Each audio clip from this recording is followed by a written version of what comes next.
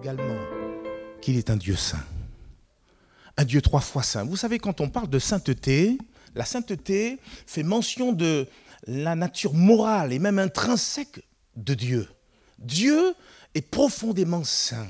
Et c'est pour cela qu'à un moment donné, Dieu a chargé Moïse de pouvoir dire à l'époque au peuple hébreu les paroles suivantes. C'est donc un deuxième verset que je vous propose de lire avec moi, Lévitique chapitre 19 et le verset 2. Tout cela, c'est encore une introduction, nous ne sommes pas encore entrés dans le thème de ce que je voudrais partager ce matin avec vous. Parle à toute l'assemblée des enfants d'Israël et tu leur diras, soyez saints, car je suis saint, moi l'Éternel, votre Dieu. Soyez saints, car je suis saint, moi l'Éternel, votre Dieu. Et la sainteté, de Dieu, celle auquel nous sommes appelés, nous enfants de Dieu, nous invite les uns et les autres à vivre, à connaître certaines abstinences que je vous propose de regarder ensemble. S'il y avait un thème à donner à ce message ce matin, c'est ni plus ni moins les abstinences de l'enfant de Dieu. Est-ce que je parle aux enfants de Dieu ce matin? Qui est enfant de Dieu ce matin? On peut être créature, nous sommes tous les créatures de Dieu. Mais un jour, en passant par la repentance, la conversion, nous sommes devenus enfants de Dieu. Car on ne naît pas enfant de Dieu, on le devient, nous rappelle Jean chapitre 1 et le verset 12. Quand on parle d'abstinence, et quand on regarde un dictionnaire, l'abstinence c'est quoi? C'est le fait de se priver de certaines choses. Jusqu'ici, tout va bien. L'abstinence, c'est un renoncement volontaire et durable à la satisfaction, d'un appétit ou d'une envie. Or, quand on regarde autour de nous, je me dis, ma foi, des abstinences, il y en a passablement. Il y en a à foison. Il y en a à profusion. Je vous donne quelques exemples. Des abstinences à cause de problèmes de santé. Quelqu'un, par exemple, peut-être même dans cet auditoire, qui aurait fortement le diabète, il va s'abstenir de quoi? Allez, aidez-moi. De sucre, évidemment. D'autres vont s'abstenir de boire de l'alcool. Pourquoi? Parce qu'ils ont été addicts et ils n'osent plus toucher à l'alcool. Dans un autre domaine, certains pratiquent l'abstinence au niveau de leur corps. Pourquoi? Parce que ce sont des athlètes de haut niveau et ils s'abstiennent de certaines nourritures qui pourraient peut-être avilir leur corps athlète, leur corps athlétique. D'ailleurs, même l'apôtre Paul en fait mention dans 1 Corinthiens chapitre 9 et le verset 25 pour faire passer son message. Il va faire référence à tous ceux qui combattent et qui s'imposent toute espèce d'abstinence. Et il précise, et ils le font pour obtenir une couronne corruptible. Mais nous, faisons-le pour une couronne incorruptible. D'autres exemples, il y en a au niveau, toujours des abstinences. Des abstinences pour des motifs personnels. Si je vous parle des végétariens, est-ce qu'ils ne font pas des abstinences, eux? Et je ne parle pas des végétaliens. Et allons plus loin, ou de ceux qu'on appelle les véganes. Eh oui, on ne va pas entrer dans tout ça. Mais même dans la Bible, on voit à un moment donné, alors un cas qui est quand même insolite. Regardez avec moi Actes chapitre 23 et le verset 12. Il nous est dit, quand le jour fut venu, les Juifs formèrent un complot et firent des imprécations contre eux-mêmes en disant qu'ils s'abstiendraient de manger et de boire jusqu'à ce qu'ils eussent tué Paul. Waouh! Ça, c'est vraiment un exemple quelque peu singulier. Bon, en tout cas, ça nous montre que le mal peut ne pas avoir de limite, arriver à s'abstenir de manger, de boire, jusqu'à ce qu'on arrive à ses fins, entre autres, de commettre un homicide. Pour la petite histoire, l'apôtre Paul a échappé à cet homicide. Je ne sais pas qu'est-ce qu'il y a devenu de ces Juifs qui ont juré de s'abstenir de manger. D'autres pratiques d'abstinence, on les retrouve dans le domaine religieux. Nos amis les Juifs, par exemple, s'abstiennent de manger donc du porc, et pour cause, dans la loi, dans la Torah, donc de l'Ancienne Alliance, il est fait mention de s'abstenir de certains animaux considérés comme impurs. D'ailleurs, aussi nos amis musulmans font de même. Quand nous pratiquons le jeûne, est-ce que vous aimez jeûner? Quelle question, Joël. Est-ce que ce n'est pas une forme d'abstinence, mais une abstinence momentanée? Voilà, sur plusieurs jours, on s'abstient de manger, de boire. Certains même vivent le jeûne qu'on appelle le jeûne d'Esther, 3 jours sans manger, sans boire. C'est une abstinence aussi. Alors la question pour nous ce matin, et pour nous enfants de Dieu, est-ce que aussi nous sommes invités ou appelés à pouvoir observer des abstinences? Je vous pose la question. Est-ce que nous aussi, nous sommes amenés à vivre des abstinences dans notre vie, dans notre marche chrétienne? Oui. Et nous découvrons, au travers de la Bible, plusieurs abstinences que le Seigneur nous invite à pouvoir vivre. Alors, non pas d'une manière contraignante. Il ne faut pas que ça soit un joug. Mais au contraire, je pense que ces abstinences doivent être, écoutez bien, l'expression de notre amour pour Dieu. Ça doit être aussi, j'ai envie de dire, la résultante, le résultat d'une véritable conversion. Parce que nous aimons Dieu, parce que nous savons qui il est. Alors avec joie, avec sa force, sa grâce, nous acceptons ces différentes abstinences. Et je vous propose donc ce matin de voir juste 2 abstinences que le Seigneur nous invite à pouvoir observer dans nos vies. Est-ce que vous voulez les connaître? Oui, je suis poli, hein? Est-ce que vous voulez les connaître? On va les découvrir. La première abstinence, c'est celle qui consiste à s'abstenir justement de querelles ou de disputes. Proverbe chapitre 20 et le verset 3 nous dit la chose suivante. C'est une gloire pour l'homme de s'abstenir, on est dans le thème, oui ou non? On est dans le thème, hein? De s'abstenir des querelles. Mais tout insensé se livre à l'emportement. J'ai pour vous une autre version, celle, me semble-t-il, de Parole de vie, qui exprime ce verset 3 de la manière suivante. C'est un honneur pour quelqu'un de refuser les disputes, mais les gens stupides se mettent en colère. Et je remarque avec vous que c'est souvent l'orgueil, mes amis, qui est l'agent déclencheur des querelles, des disputes et de toute forme d'altercation. Vous êtes d'accord avec moi ou pas? Et j'en ai pour preuve d'ailleurs ce que dit même la Bible, toujours dans le livre des Proverbes, c'est, vous le savez, en majeure partie, Salomon, l'homme le plus sage au monde, qui a écrit ces Proverbes. Proverbes chapitre 13 et le verset 10 nous dit, Proverbes chapitre 13, verset 10, c'est seulement par orgueil qu'on excite des querelles. Mais la sagesse est avec ceux qui écoutent les conseils. Une personne qui veut coûte que coûte avoir le dernier mot. Une personne qui veut coûte que coûte avoir raison.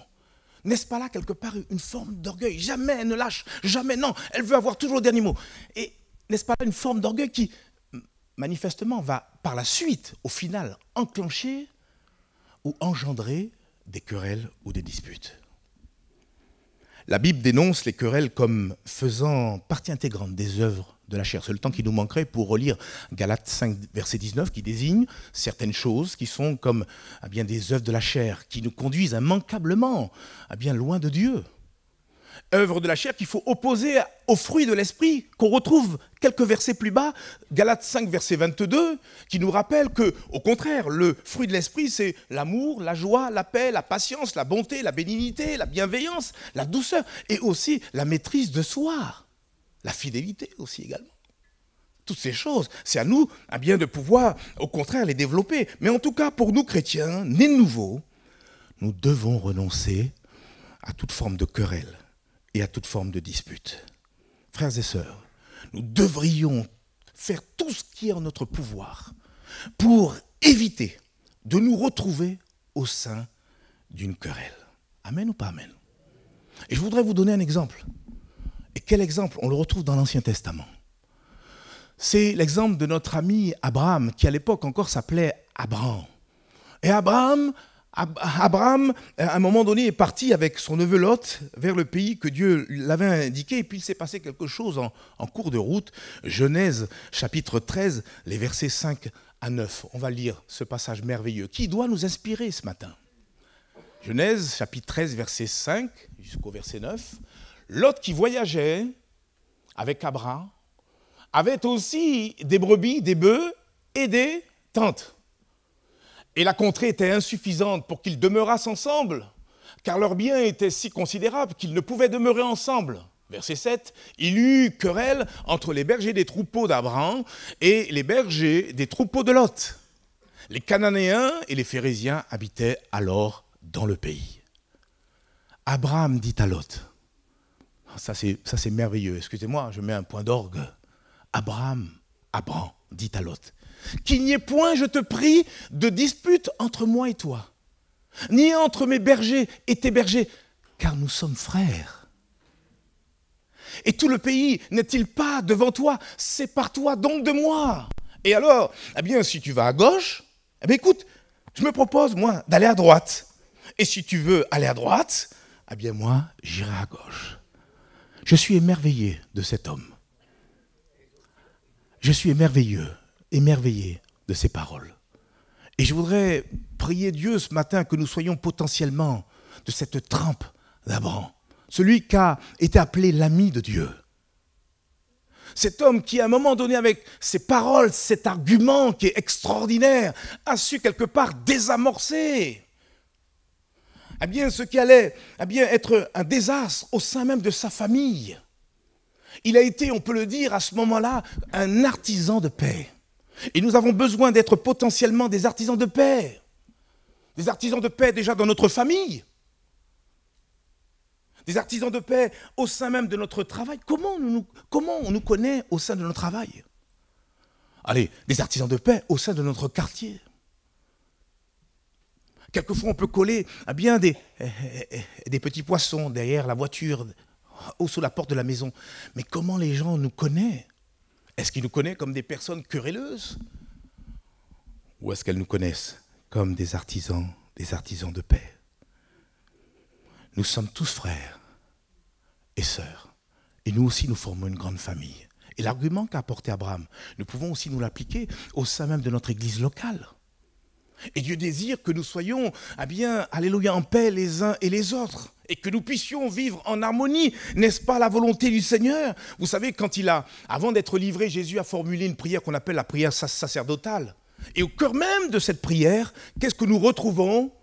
Le désir profond du Seigneur Jésus, priant à son Père, va dire, Seigneur, qu'il soit un, comme nous sommes un. L'unité que Dieu a créée parmi nous, elle est précieuse. Et je peux longtemps, comme cela, parler en langue, mais si je ne suis pas en paix avec mon frère, avec ma sœur, si je suis en querelle, si je suis en dispute, mais comment puis-je apporter un sacrifice qui soit agréable aux yeux de Dieu? Nous le comprenons très bien. Frères et sœurs, abstenons-nous de toute forme de querelle qui pourrait détruire l'unité de l'esprit qui doit régner entre nous et parmi nous. Et Paul, quelque part, au travers de l'une de ses épîtres, c'est l'épître aux Éphésiens, nous donne quelques solutions. Éphésiens, chapitre 4, les versets 1 et 3. Il dit, « Je vous exhorte donc, moi, le prisonnier dans le Seigneur, à marcher d'une manière digne de la vocation qui vous a été adressée, en toute humilité et douceur, avec patience, vous supportant les uns les autres avec charité, autrement dit avec amour. » Verset 3, « Vous efforçant de conserver l'unité de l'esprit par le lien de la paix. » Regardez le contexte, il est en prison. Mais malgré sa situation, il a ce souci de retrouver dans les différentes églises locales cette paix qui doit régner et qui ne peut que faire plaisir au cœur même de Dieu. Et là, notre ami Paul nous donne quelques pistes. Il nous invite à manifester de la douceur. Ou de l'humilité, c'est pareil. De la patience. Manifester de l'amour. Manifester de la paix. Et tout ça, finalement, on retrouve encore quelques fruits. Les fruits de l'esprit. Et il dit au verset 3, Éphésiens 4, verset 3, que nous avons lu, « Vous efforçant ». Il y a un effort à faire. Je vais m'efforcer de ne pas entrer dans un querelle, une dispute.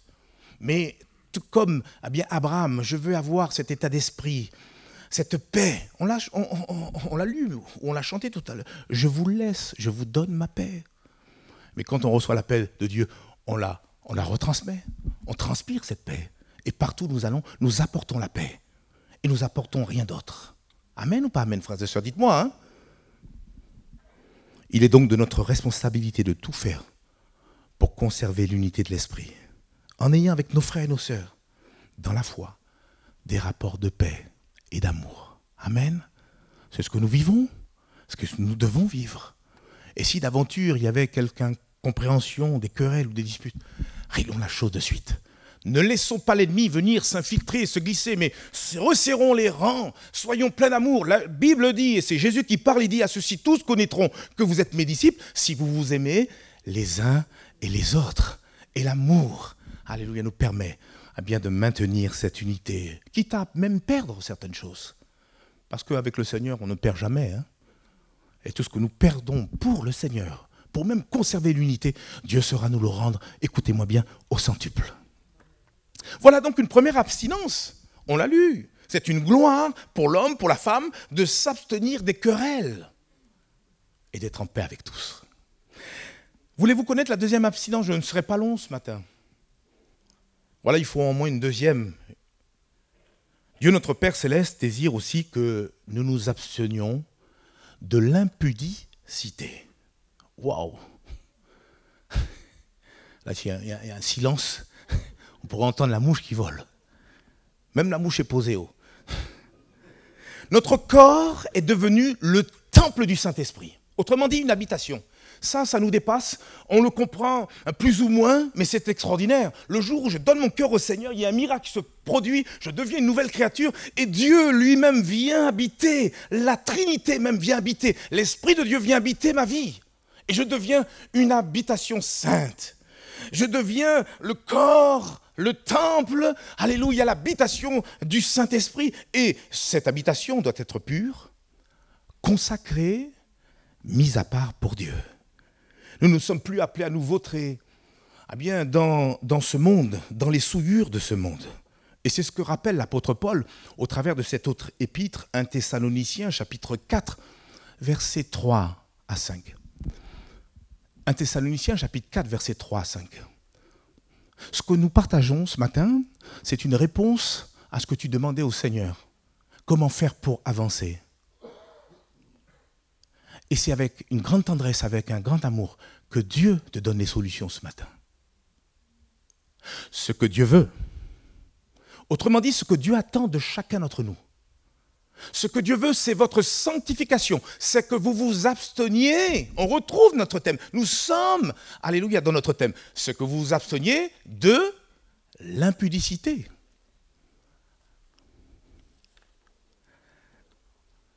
C'est que chacun de vous sache posséder son corps dans la sainteté et l'honnêteté. Et enfin le verset 5. Sans vous livrer à une convoitise passionnée, comme font les païens qui ne connaissent pas Dieu. Le mot impudicité est la traduction du mot grec pornéa, et qui veut dire impudicité, qui a été traduit en français par le mot impudicité, mais aussi qui peut se traduire par d'autres mots comme infidélité, mais également comme prostitution. C'est fort quand même. Et l'impudicité, elle désigne toutes les relations sexuelles illicites dénoncées où?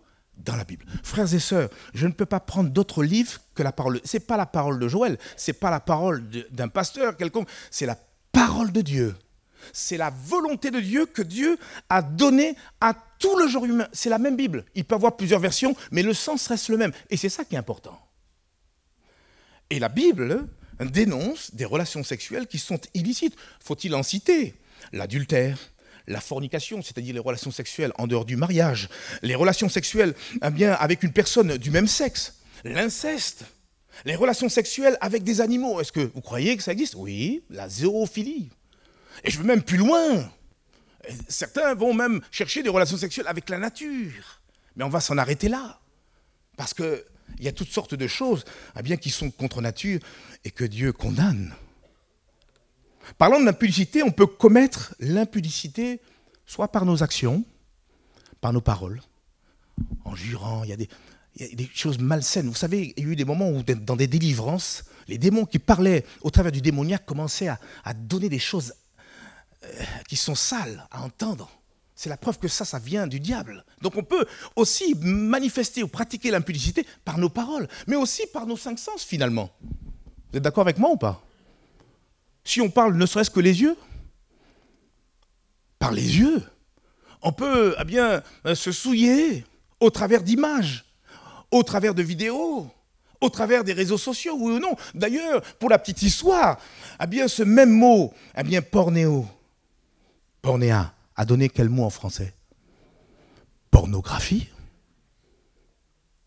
L'impudicité est chose courante parmi les inconvertis, ça c'est indéniable. Mais soyons honnêtes, l'impudicité peut aussi se retrouver parmi les chrétiens. Et Paul lui-même, d'ailleurs, a dû régler, vous le savez, un problème de mœurs au sein de l'église de Corinthe. Alors, on va le lire ensemble. 1 Corinthiens, chapitre 5, verset 1. On entend dire généralement qu'il y a parmi vous de l'impudicité. Et une impudicité telle qu'elle ne se rencontre pas même chez les païens, autrement dit, chez les inconvertis. C'est au point que l'un de vous a la femme de son père. Là, nous avons un cas d'inceste. Mais dans une église locale, et quelle église locale? C'était l'église de Corinthe, où il y avait les 9 dons spirituels qui étaient exercés. Vous savez, dans une même église, on peut trouver le bon grain et l'ivraie qui se côtoient. Et on se rend compte que ce problème n'avait pas été réglé. Vous savez, il y a des choses qui sont là, en latence. On a entendu dire, mais on n'ose pas toucher, on n'ose pas régler. On n'ose pas mettre la main ou les pieds dans le plat. Plutôt, les pieds dans le plat. Pour régler telle situation. Mais il y a des affaires comme ça qui sentent mauvais. Et le Saint-Esprit est attristé. Et on se rend compte, pour l'église de Corinthe, que Paul a dû revenir à la charge et reparler encore de cette affaire. Dans sa deuxième épître aux Corinthiens, 2 Corinthiens, chapitre 12, verset 21.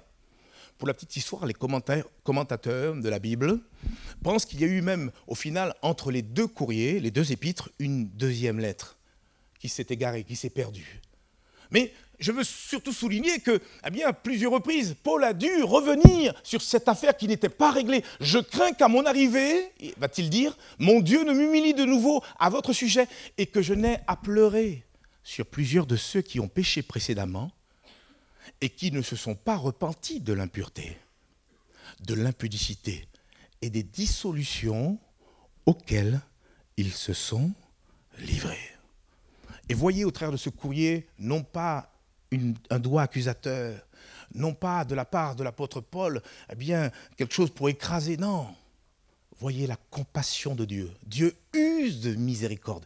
Dieu use de compassion à l'égard de ses enfants, ne voulant qu'aucun ne périsse, mais au contraire que nous soyons fin prêts, parce que Jésus-Christ est à la porte et il revient bientôt.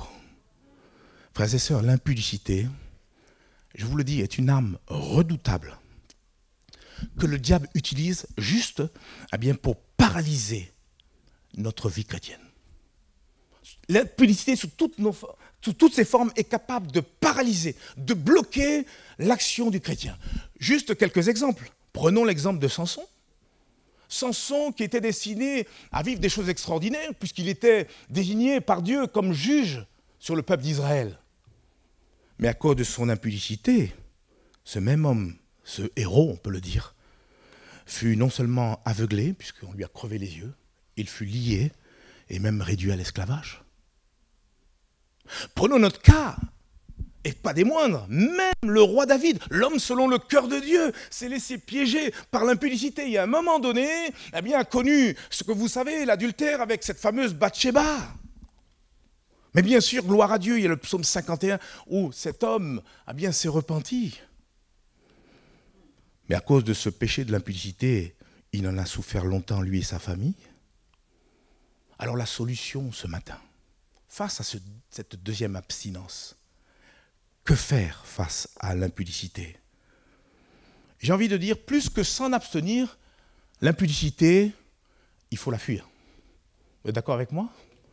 Un peu comme, vous connaissez cet exemple, notre ami Joseph, qui à un moment donné s'est retrouvé dans une situation un peu délicate, puisqu'il s'est retrouvé face à la femme de son maître qui s'appelait Potiphar, et cette dernière lui faisait des avances. Mais lui n'a pas essayé de dire « Ah, je vais résister, je vais machin ». La Bible nous dit qu'il a même laissé son manteau, il est parti en courant. Et ça, c'est une forme de courage. Prendre ses jambes ou ses pieds à son cou pour extrapoler et fuir face à l'impudicité. C'est la meilleure chose à faire. 1 Corinthiens chapitre 6, versets 18 et 19 nous le rappelle. Paul qui dit « Fuyez l'impudicité ». Quelque autre péché qu'un homme commette, ce péché est hors du corps. Mais celui qui se livre à l'impudicité pêche contre son propre corps. Et là, il rappelle ce que j'ai dit en introduction tout à l'heure.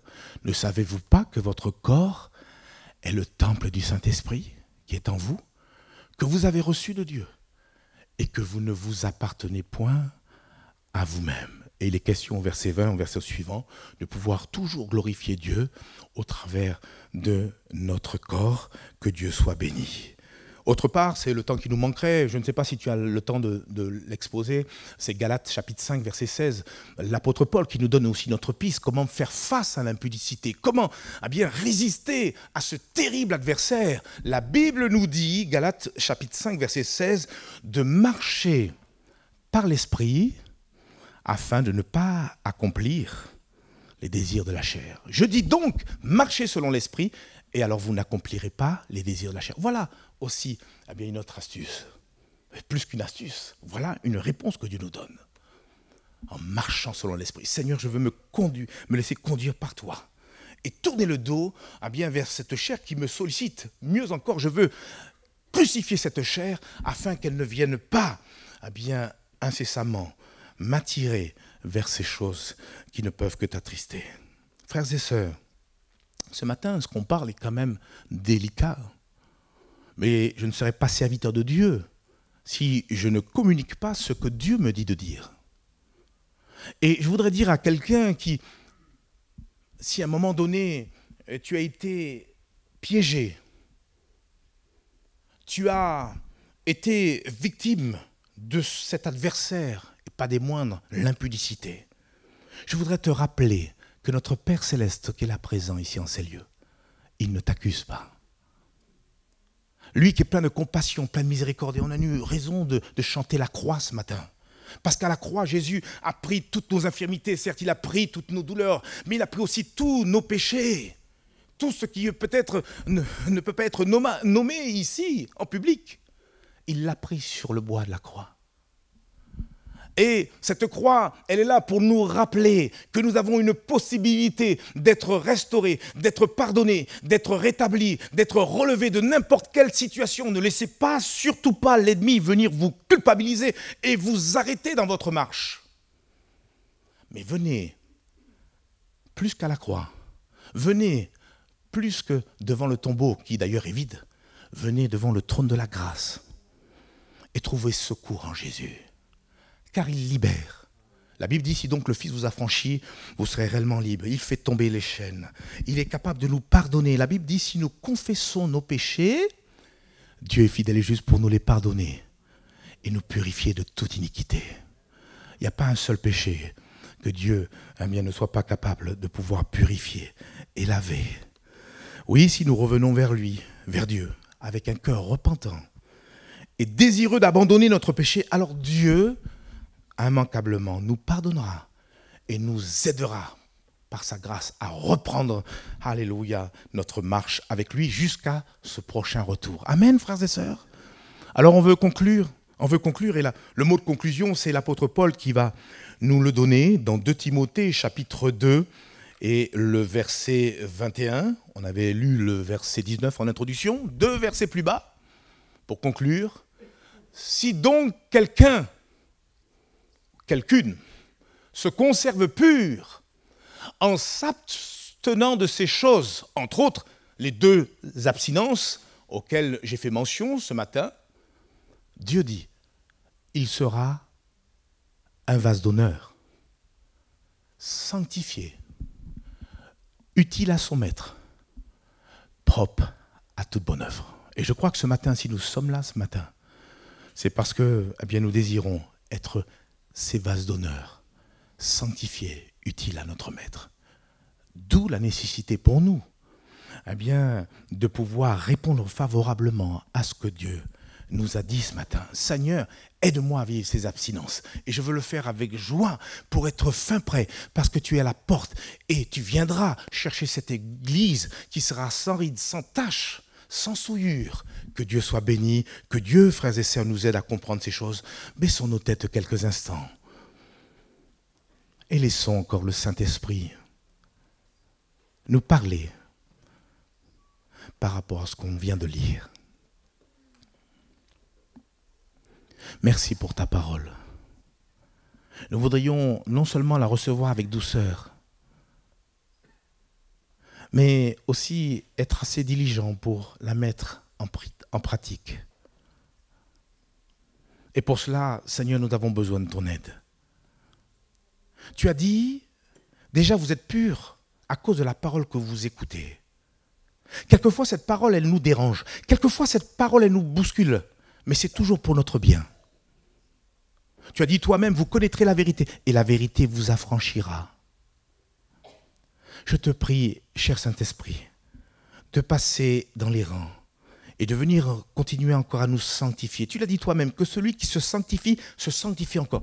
Et chaque fois que nous nous rassemblons, nous voulons laisser cette parole nous sanctifier, nous travailler de l'intérieur. Seigneur, fais grâce encore en ce matin, alors qu'on a les têtes baissées, les yeux fermés. C'est tellement important. Peut-être quelqu'un s'est reconnu ou s'est retrouvé au travers, ne serait-ce que ces 2 points.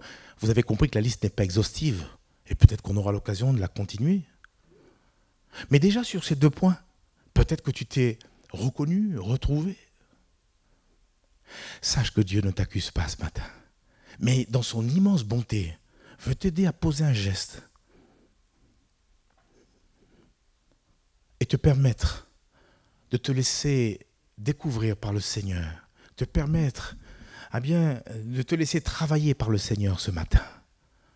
Et si tu te reconnais au travers de ce qui a été dit, juste lève ta main et rebaisse-la tranquillement. Oui, tu peux rebaisser. Tu peux rebaisser ta main. C'est entre toi et Dieu. Oui, tu peux rebaisser ta main. S'il vous plaît, ne regardez pas. C'est tellement important. Oui, tu peux baisser ta main. Y a-t-il d'autres personnes? Oui, tu peux rebaisser ta main. Et je voudrais prier avec ces personnes. Oui, tu peux baisser ta main. Le Seigneur, il le voit. Le Seigneur, il le voit, il le sait. Et je voudrais te dire que le Seigneur qui a vu cette main levée comme un geste de foi, il a vu que vous dites, oh Seigneur, ce matin, Seigneur, je veux changer. Seigneur, je veux apprendre à m'abstenir de ces choses. Seigneur, je veux être meilleur. Je veux te ressembler, être vrai. Seigneur, je veux marcher de sainteté en sainteté. Seigneur, aide-moi. Et je peux vous dire que vous allez ressortir de ce culte transformé. Parce que Dieu va vous prendre au mot. Dieu va vous faire grâce. Dieu, en cet instant, vient et purifie votre cœur à l'instant même. Car si nous confessons nos péchés, nos erreurs, nos manquements, Dieu nous fait grâce et nous aide à aller de l'avant. Seigneur, je te prie pour toutes ces mains qui se sont levées, chrétiens ou pas. Seigneur, Père, ce que tu regardes, c'est la sincérité du cœur, c'est la foi qui est mise à valoir.